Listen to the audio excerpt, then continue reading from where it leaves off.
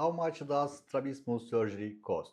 This is one of the first questions people ask when considering strabismus surgery. First of all, our clinic is located in Izmir on the west coast of Turkey.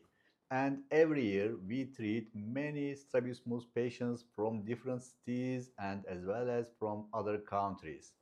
In most cases, the cost ranges between 2,000 and 3,000 euros, depending on type and complexity of strabismus.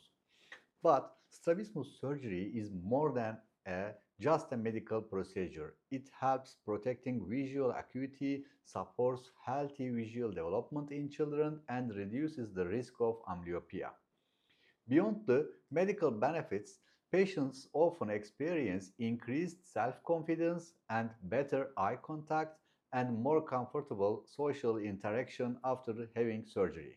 If you would like to have detailed information about exact pricing, personalized treatment planning, and accommodation options in Izmir, please feel free to contact us or via WhatsApp line. Thank you for watching and have a nice day.